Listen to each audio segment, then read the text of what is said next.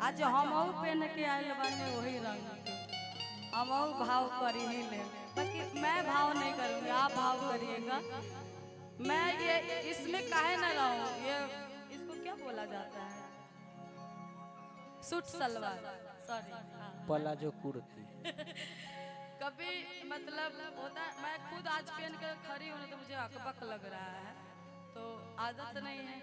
बाकी कभी कभी पहनना चाहिए, मुझे लोग बोले ऐसे ना, बोले कोई बात नहीं, चलिए हम आप लोग के भी फरमाइश पूरा करेंगे। तो मैं इस कपड़े में भी हूँ ना, फिर भी मैं आपके पति ही रहूँगी। क्या राजन भैया, तो मान लीजिए कि आप मेरी पत्नी हैं और हम आपके कौन हैं? आप आलू से मेरे पति हैं। हाँ गमछी बांध ली, गमछी। तो आई चलेंगे। हाँ गमछी बनाएगा, अभी बिल्कुल बनाएगा। हमारे रवि भैया बोले हैं वो बिल्कुल होगा, वो मुर्गी भी होगा बैठने वाला। हमारी पायल दीदी चक्रधारी मुर्गी मारती है, मेरे से खतरनाक ये खुद है। हाँ अब तो मेरा हड्डी फसली टूट गया है तो थोड़ा सा कमजोर हो गई हूँ, बाकी 1 महीना के बाद है मैं खुद चक्रधारी में हम भी आ जाएंगे। टूट जाए या कुछ भी हो जाए उससे मतलब नहीं है। बाकी चैत के महीना दिन में एगो औरत अपना राजा जी से, अपना सैया जी से, अपना करेजा जी से कहत तारी के राजा जी का हो ये धनी, ए सैया जी का हो बोलो। कहत तारी की नया नया गौना करा के रउआ ली आईने और इतना सुंदर ब्यूटी छोड़ के रउआ ड्यूटी करे जाता नहीं। बताई उनकर किस्मत नु खराब बा, कितना सुंदर ब्यूटी छोड़ता रहे। बाकी औरत के भाव कहा ओ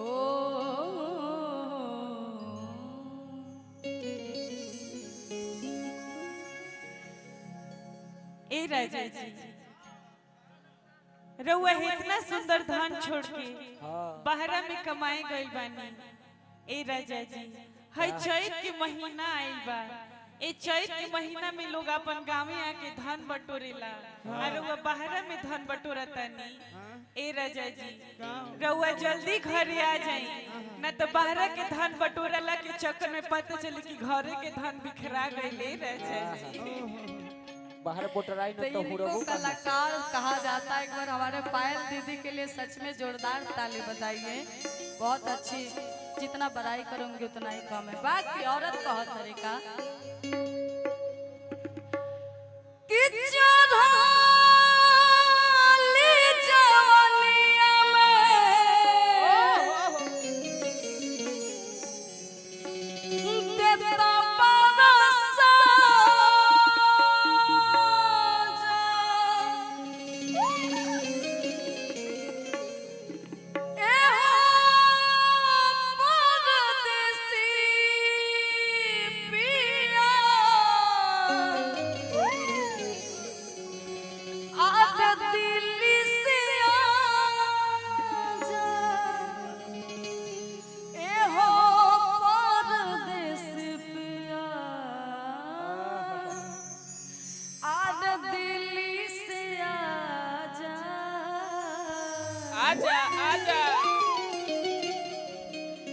कि जब सुत जानी हम पलो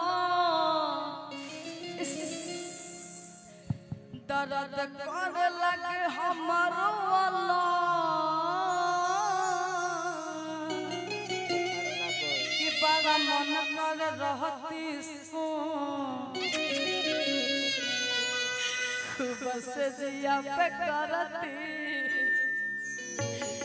पायल दीदी यही से बदनाम है। बाकी यहाँ देख लीजिए कितना आँख है, इतनों पर है ना ये लोग कल चिपका देंगे और लिख देंगे कि पायल जी को फिर आदित्य राज किसकी। भाई हम सटको नहीं करते फिर भी आप लोग सता देते हैं। बाकी कि जब सुत जानी हम पलो दर्द कर लगे हमारो वालो बड़ा मन कर रहती सो खूब से जिया पे करती जो जब सुत जानी हमहु पलंग जब सुत जानी हमहु पलंग दर्द कर लगे हमर वलंग बड़ा मन कर रहती सा तुम सदिया पकड़ जब सुत जला हो बहु पलंग दर कर लगे हमरो वलंग बड़ी मन करे रहती सा अब तेजिया पकड़ती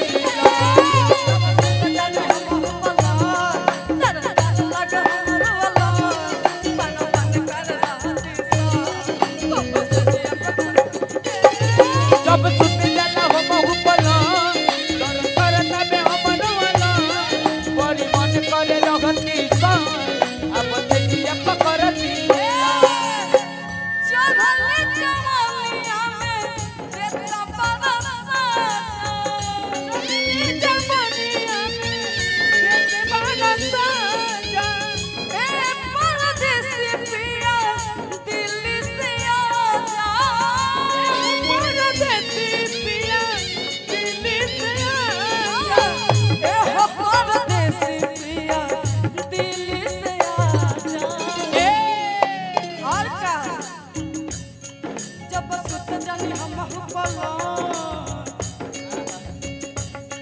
जब सुत जानी हमहु पलंग दर्द कर लगे हमर वलंग बन मन कर रहती सा सदिया पकड़ जब सुत जला हो बहु पलंग दर कर लगे हमरो वलंग बड़ी मन करे रहती सा अब तेजिया पकड़ती लो दर कर लगे हमरो वलंग बड़ी मन करे रहती सा अब तेजिया पकड़ती लो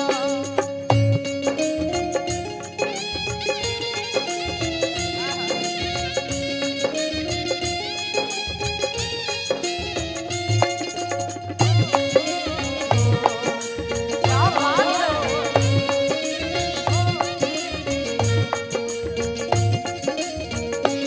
हो बहु पलंग दर कर लगे हमरो वलंग बड़ी मन करे रहती सा अब तेजिया पकड़ती लो जब सुत जला हो बहु पलंग दर कर लगे हमरो वलंग बड़ी मन करे रहती सा अब तेजिया पकड़ती लो एक लाइन बजाइए बड़ा अच्छा लगता है मुझे मजा आता है गाने में भी दिल ले गया दिल ले गया परदेसी कोई रोक ना था दिल ले गया परदेसी कोई रोक ना था क्या होगा होगा होगा कोई सोचना था क्या होगा होगा होगा कोई सोचना क्या होगा होगा होगा वो भी सोचना था क्या होगा होगा होगा कोई सोचना दिल ले गया दिल ले गया परदेसी कोई रोकना था क्या होगा होगा होगा नहीं सोचना क्या होगा होगा जब सुत जला हो बहु पलंग दर कर लगे हमरो वलंग बड़ी मन करे रहती सा अब तेजिया पकड़ती लो जब सुत जला हो बहु पलंग दर कर लगे हमरो वलंग बड़ी मन करे रहती सा अब तेजिया पकड़ती लो पंकज यादव जी की तरफ से बहुत सारा प्यार आशीर्वाद पुरस्कार है बहुत बहुत धन्यवाद जय माता दी हर हर महादेव आपको बाकी औरत बड़ी सुंदर भाव में अपना राजा जी से बताओ तरी अपना सैया जी से और कहत तरीका ए राजा जी का हो ये धनी बोली पहले पहले राजा हाँ होगा अभी होगा हाँ? औरत के भाव हो बड़ी सुंदर बाकी बहुत तरीका पहले पहले राजा पहले मुर्गी हो जाए हाँ हाँ होके होके आप पहले मार दीजिए। नहीं नहीं होके मुर्गी है होके। आपको ये देना पड़ेगा। Thank you. पहले आप हमारी हमको पता है आप बहुत खतरनाक मारते हैं। ये तुलेल कर बोलल कर। बाकी मैं तो इतना कुछ नहीं मारती हूँ जितना आप कर देंगे हमसे नहीं हो पाएगा। आइए पगले पगले राजा अबे तो जाए तो अबे तो जाए तो अबे तो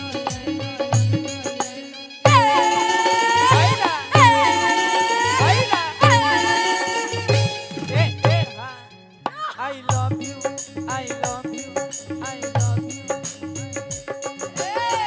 मीठा मीठा बाकी ये तो गोल गोल था ना चक्करधारी। एक बार मारिए। हाँ, एक बार आइए। हाँ आप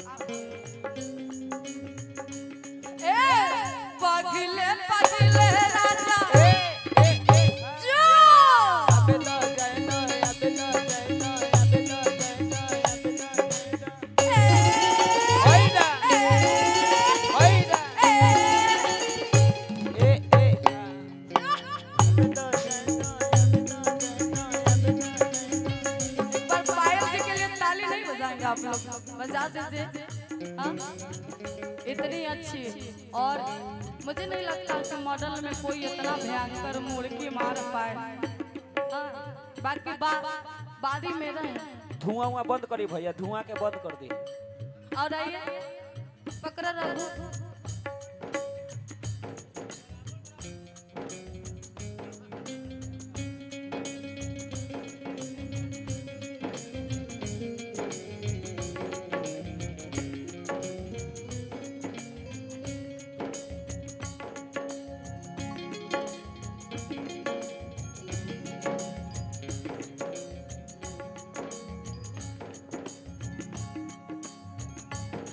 ज्यादा मुर्गी मुझे चाचा जी का फरमाइश रहता। नागेंद्र चाचा जी का जब भी बुलाएंगे, जब भी एक कार्यक्रम में भेटाएंगे तो कहेंगे एक बार मुर्गी मार दिया लेते हैं। बोले बिल्कुल होगा। बाकी लाइट वाइट करके रखिए, हमारे कैमरा वाले भैया की फरमाइश है। बाकी मैं बड़ा सिंपल मारूंगी। अभी मैं मुर्गी मारने की स्थिति में हूँ नहीं, बाकी फिर भी हम मारेंगे। क्या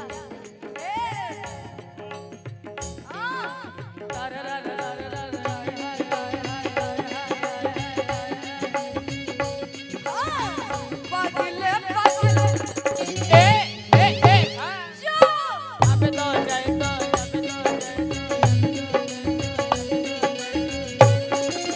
होइदा होइदा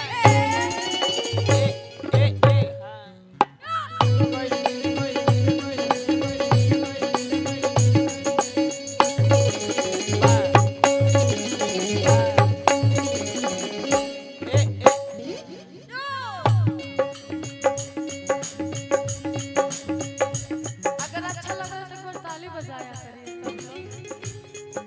बाकी हमारे कैमरा वाले भैया हैं, ये लोग कैच करने के लिए खाली वीडियो। बाकी अच्छा अच्छा चढ़ाया करिएगा, हम यही कहेंगे आप लोग से। हाँ पहले पहले